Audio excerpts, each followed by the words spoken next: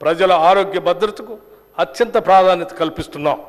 గతంలో కాంగ్రెస్ ప్రభుత్వం రాజీవ్ ఆరోగ్యశ్రీ అనే గొప్ప పథకాన్ని ప్రారంభించింది.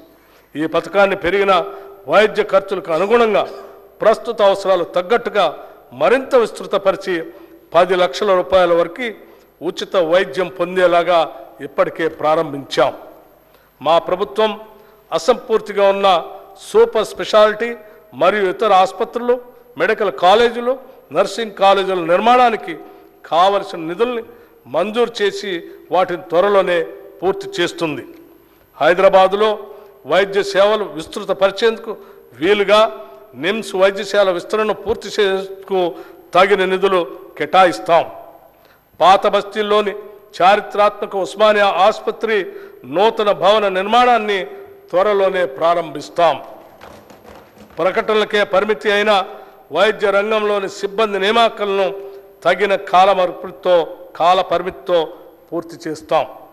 మా ప్రభుత్వం ఏర్పడిన వెంటనే 6,956 నర్సింగ్ ఆఫీసర్ల నియామకాల ప్రక్రియను పూర్తి చేసి వారికి నియామక పత్రాలని అందజేయటం జరిగింది.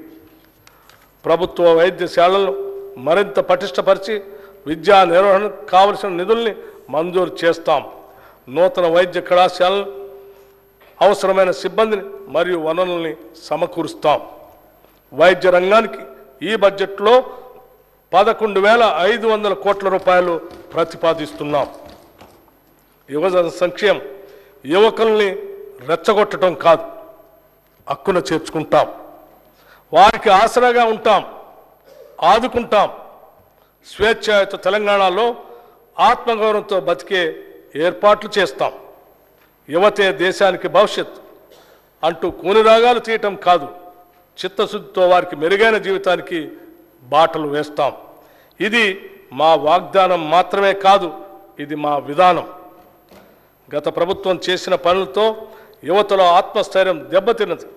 వారి భవిష్యత్తుపై ఆశను కోల్పోయారు. వారి భవిష్యత్తుకు మేము గ్యారంటీ ఇచ్చాం.